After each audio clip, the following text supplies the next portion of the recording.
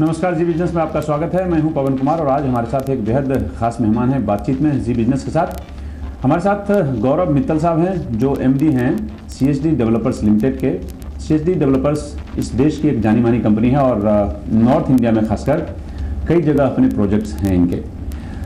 क्या योजनाएं हैं कंपनी की और कहाँ कहाँ हाउसिंग प्रोजेक्ट्स आने हैं, इन सभी पर हम बात करेंगे। गौरव मित्तल साहब, आपका स्वागत है हमारे इस कार्यक्रम में। धन्यवाद जी। सबसे पहले ये कि जितनी इंफ्रास्ट्रक्चर की कंपनियां हैं उसमें से जो सीएसडी डेवलपर्स हैं हाउसिंग में, आपका बिजनेस मॉडल बाकी कंपनियों से डिफरेंट है। कैसे आप काम करते हैं उस पर?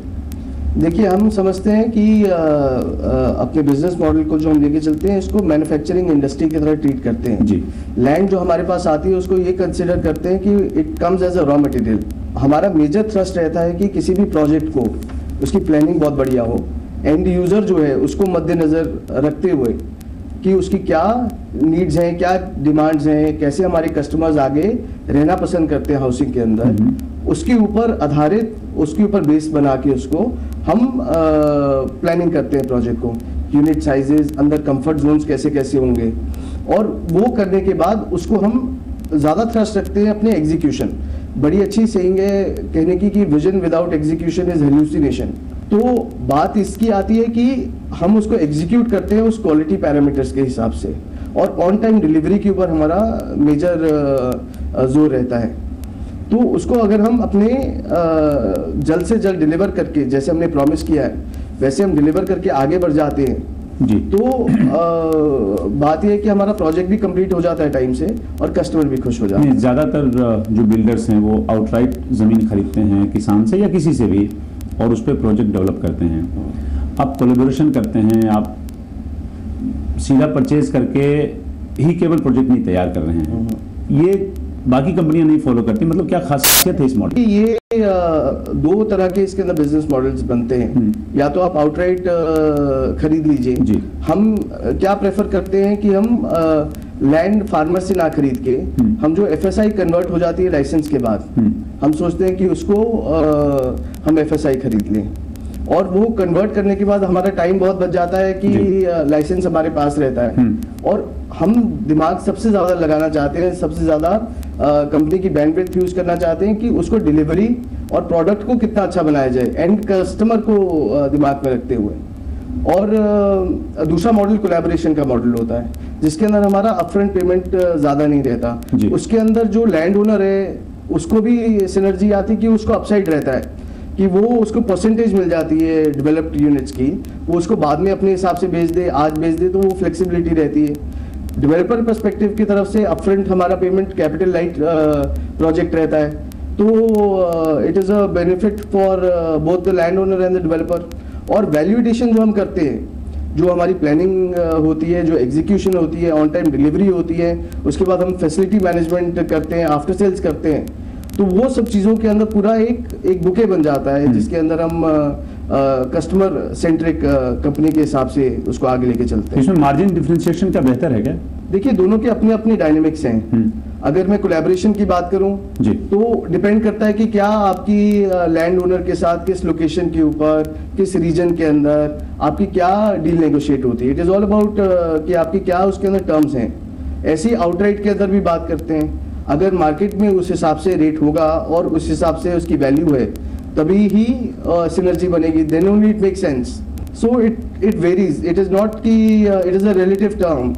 ऐसा नहीं है कि एक फिक्स्ड कोई मैं मापदंड लेके चल सकता हूँ। दोनों में बेनिफिट है और दोनों ही अच्छे मॉडल हैं काम करने के। देखिए, लैंड एक्विजिशन इस देश में एक बड़ा कंटेंटस इशूज बन गया है। क्या जिस मॉडल की आप बात कर रहे हैं ये ज़्यादा इजी है, ज़्यादा कन्विंसिंग है फार्मर्स के लिए, और क्या इसको फॉलो करने से विवादों से बचा जा सकता है? बिल्कुल बचा जा सकता है इसके अंदर। और मैं समझता हूँ कि जो फार्मर है उसको लाइसेंस देके, उसकी अगर रेजिडेंशियल कॉलोनी या कमर्शियल कुछ भी आता है उसके नाम पे अगर वो कोलैबोरेशन कर लेता है डेवलपर के साथ, तो उसको बेनिफिट बहुत बेनिफिट है। इनिशियली उसकी लैंड जो है कन्वर्ट हो गई है ग्रुप हाउसिंग के अंदर या कमर्शियल के अंदर, so he becomes partner in the project. और एक डेवलपर की भी तकलीफें दूर हो जाती हैं उस लैंड को खरीदने के लिए, उसके बाद उसके अंदर अगर और कोई समस्या है उसको सुलझाने के लिए।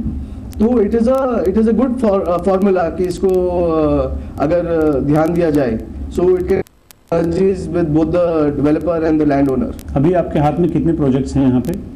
देखिए करंटली हमारे पास 3 प्रोजेक्ट हैं गुड़गांव के अंदर। 2 प्रोजेक्ट अंडर कंस्ट्रक्शन है, एक एवेन्यू 71 गुड़गांव में और एक CSD सिटी करनाल में, वो टाउनशिप प्रोजेक्ट है जी।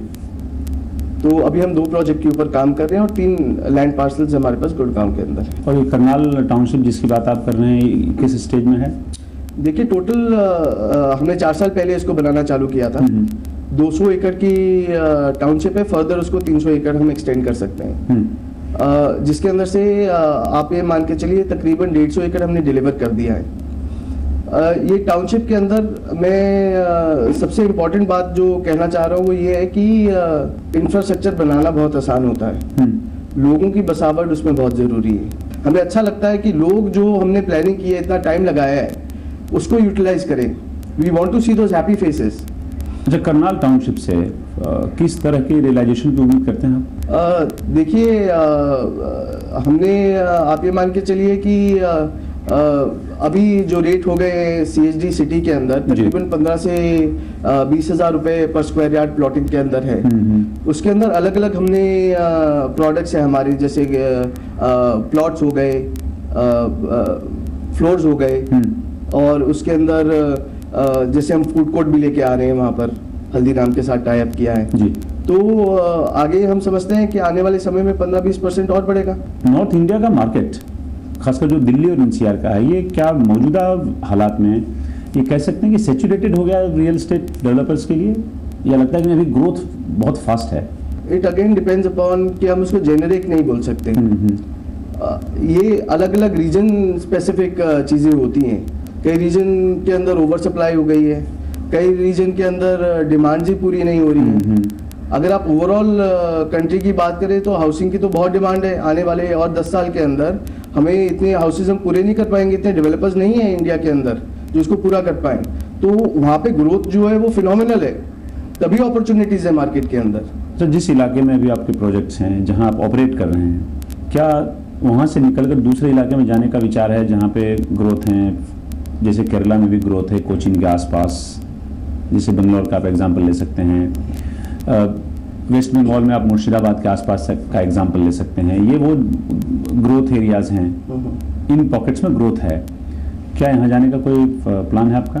देखिए प्लान हो सकता है कि आज की डेट में ना हो जी, फ्यूचर में प्लानिंग तो चेंज होती रहती है, फोकस चेंज होता रहता है।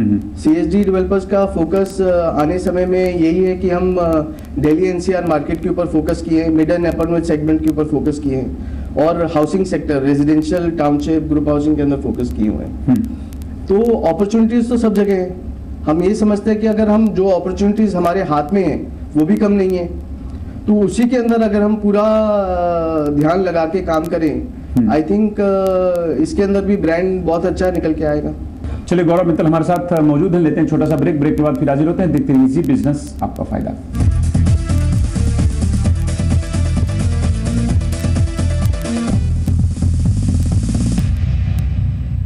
जी बिजनेस में आपका एक बार फिर स्वागत है। आप देख रहे हैं हमारे साथ खास बातचीत में आज गौरव मित्तल हैं, CSD डेवलपर्स के MD। गौरव साहब, एक बड़ी इंपॉर्टेंट बात है और सबके लिए, कस्टमर्स के लिए भी, गवर्नमेंट के लिए और डेवलपर्स के लिए। डेवलपर्स की जब भी बात होती है तो लोग समझते हैं कि कस्टमर्स को टाइम पे डिलीवरी नहीं देगा, उससे ज़्यादा पैसे ऐंठेगा, कई और तरह की दिक्कतें हैं। ये इमेज बदलने की ज़रूरत है डेवलपर्स के लिए, और इसमें कस्टमर्स का भी फ़ायदा है और जो प्रोजेक्ट बनाते हैं उनका भी फ़ायदा है। ये कैसे चेंज कैसे होगा? देखिए मैं समझता हूँ कि बातों से तो कोई काम नहीं होता। तो किसी भी डेवलपर को जब तक वो डिलीवरी नहीं देता टाइम पे जी, वो सेट पैरामीटर्स, वो सेट क्वालिटी के साथ जो प्रॉमिस किया है, उसका कोई there is no short term, कोई शॉर्टकट नहीं है इसका। ये तो डिलीवर करके ही आप अपनी रेपुटेशन या परसेप्शन चेंज कर सकते हो मार्केट के अंदर। तो एक डेवलपर के लिए बहुत इंपॉर्टेंट है कि वो ऑन टाइम डिलीवरी करे, उस क्वालिटी के साथ डिलीवर करे।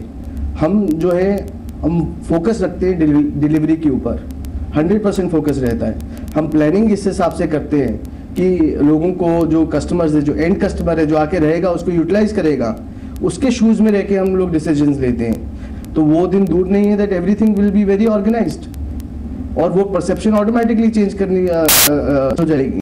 अच्छा, परसेप्शन चेंज करने की बात आप कर रहे हैं, कुछ ऐसे एग्जांपल्स आप दे सकते हैं जिससे कि जो बाकी कंपनियां हैं उससे आप डिफरेंट हैं, चाहे डिलीवरी की बात हो या CSR एक्टिविटीज़ की बात हो? देखिए, हम क्या समझते हैं कि जो कस्टमर है वो बहुत अहमियत रखता है पूरे डिसीजन मेकिंग प्रोसेस के अंदर जी। उसकी भी requirement day to day change होती रहती है, मार्केट भी साइमल्टेनियसली इवॉल्व हो रही है। तो हम लोग जो बात कर रहे हैं, जो डिस्कशन कर रहे हैं, तो मार्केट ऐसी नहीं कि स्थिर है, वो हर चीज़ साइमल्टेनियसली चेंज हो जा रही है, उसके अंदर हमें वर्किंग करनी पड़ रही है। तो अब उसके अंदर अगर हम बात करते हैं तो कस्टमर की नीड्स भी चेंज हो रही हैं, तो हमें भी प्रोएक्टिवली सोचना पड़ेगा कि वो कस्टमर की नीड्स क्या हैं। एट द सेम टाइम अगर आप और चीज़ें देखते हो तो हमने एक इनिशिएटिव लिया है जिसको हम बोलते हैं ब्लू बुक। अब उसके अंदर क्या है कि हम जितने लैंड डॉक्यूमेंट, जो हमारी एग्रीमेंट्स हैं, सारी चीज़ें, जो परमिशंस हैं, जो लाइसेंसेस चाहिए, वो सब उसमें डालते रहते हैं, जो अप्रूव लेआउट है, प्लान है, सारी चीज़ें, और उसको एक ब्लू बुक बना के कस्टमर को देते हैं कि सर आप इसको देखो, इसको स्टडी करो, और उसके बाद हम बात करते हैं कि हमारे प्रोजेक्ट में हमने क्या टर्म्स हैं, क्या प्राइस है, क्या हम आपको प्रोडक्ट दे रहे हैं। So this is a kind of a transparency that we strongly believe in. Also we believe कि हम कस्टमर सेंट्रिक ऑर्गेनाइजेशन है, हम आपकी नीड्स को समझते हैं और उसी के हिसाब से हमने प्रोडक्ट भी डिज़ाइन किया है। At the same time we are very fair with the customer. हम चाहते हैं कि कस्टमर का इंटरेस्ट फॉरमोस्ट रहे। हमने इनफैक्ट अपनी ऑर्गेनाइजेशन ही ऐसी डिज़ाइन की है कि हर department is very proactive towards the customer. हम कस्टमर के हित के बारे में सोच के डिसीजंस लेते हैं कंपनी के अंदर। सो ऑटोमेटिकली आपके प्रोजेक्ट्स में डिले नहीं है? हमारे प्रोजेक्ट्स में डिले नहीं है साहब। इनफैक्ट जो हम अभी प्रोजेक्ट गुड़गांव के अंदर एवेन्यू 71 बना रहे हैं, वो it is running faster than we have promised, so which is a great achievement जो हम मार्केट के अंदर देखते हैं।